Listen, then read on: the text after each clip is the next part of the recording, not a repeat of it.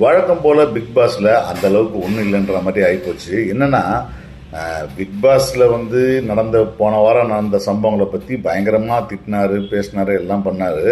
ஆனால் உள்ளே போய் கேட்கும்போது பார்த்தீங்கன்னா எல்லாருமே மயிலிறகுல தடவி கொடுக்குற மாதிரியே தடவி கொடுத்துருந்தாப்புல விஜய் சேதுபதி. ஏன் அப்படி பண்ணாங்கன்னு தெரியல. சில சமயத்தில் கமருதீனை கலாய்க்கிற மாதிரி விஷயம்லாம் பேசினார். ஆனால் அந்த அடுத்த செகண்டே அவர் பாராட்டுறதுக்கு 2 விஷயத்த சொல்லிடுறாரு. பாருவும் அதே போல் தான் எப்படி பண்ணாதீங்க அப்படி பண்ணாதீங்கன்னு சொன்னாலும் அந்த அம்மா திரும்ப திரும்ப அதே தான் பண்ணிகிட்டு இருக்கு. ஆனால் அது அவங்க அம்மா ஸ்ட்ராட்டஜின்னு சொன்னதை ஏற்றுக்கிட்டு அதை பாராட்டவும் செய்கிறாங்க. இப்படி எல்லாத்தையுமே இடக்கு முடக்காவே இருந்தாலும் பாரு தான் பண்ணது கரெக்டு தான் அப்படின்றத நிறைய விஷயத்தில் ப்ரூவ் பண்ணிகிட்டே இருந்தாங்க. ஏன்னா இவங்க அவ்வளோதான், எங்களுக்கு ஸ்ட்ராட்டஜி, நான் அப்படி தான் பண்ணுவேன் அப்படின்ற மாதிரியே இவங்க பேசிகிட்டு இருந்தது என்ன சொன்னாலும் என்னால் அது ஏற்றுக்க முடியல. அட்லீஸ்ட்டு பிக் பாஸாவது அதை கண்டிச்சிருக்கணும். அப்படி பிக் பாஸ் கண்டிக்கலைன்னா இவங்களாவது விஜய் சேதுபதியாவது கண்டிச்சிருக்கணும். 2 பேரும் பண்ணாதது நான் எதிர்பார்க்காத விஷயந்தான். அந்த அளவுக்கு பெருசாக நான் எதிர்பார்க்கல இந்த மாதிரி நடக்கும்னு சொல்லிட்டு. ரொம்ப ஸ்மூத்தாக தான் போச்சு. அதுக்கப்புறம் பார்த்தீங்கன்னா அவங்க ஜெயிலில் இருந்த போதும் சரி, இதை கரெக்டாக புரிஞ்சுக்கிட்டாரா? 2 நாளில் கமருதீன் அவரை ஏன் இந்த மாதிரி உங்களை திட்டு வாங்குறாரு, ஏன் உங்களுக்கு ரெட் கார்டு கொடுத்துடக்கூடாது அப்படின்னு சொல்லி பேசின விஷயம் இருந்துச்சு இல்லையா?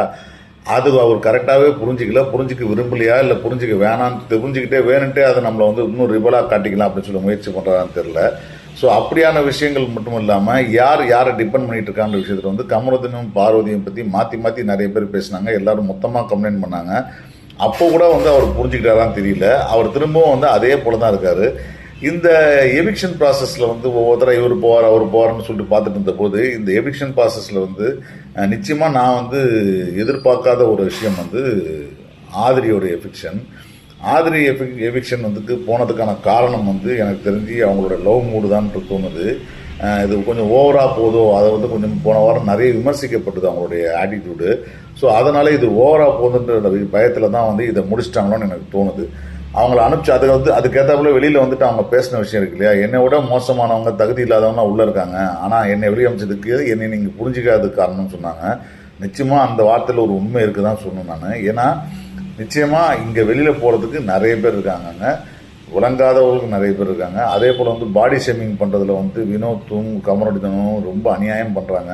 அதை ஓப்பனாக பண்ணுறாங்க. அதை பற்றி எந்த விதத்துலையும் பெருசாக யாரும் கம்ப்ளைண்ட் பண்ணல. விஜய் சேதுபதியும் அதை பற்றி பேசலை. ஸோ ஆஸ் யூஷுவல் ஒரு சவசவ வீக்கெண்டு. ஆதிரியை வெளியே அனுப்பிச்சதை தாண்டி வேறு எதுவும் ஸ்பெஷலாக இருக்கான்னு கேட்டிங்கன்னா நிச்சயமாக நான் இல்லைன்னு தான் சொல்லுவேன். இன்றைக்கி எபிசோடு எப்படி இருக்குன்னு பார்ப்பேன். ஏன்னா இன்றைக்கி தான் நாமினேஷன் நிறைய வரும், பார்த்துட்டு உங்களுக்கு சொல்கிறேன். நன்றி, வணக்கம்.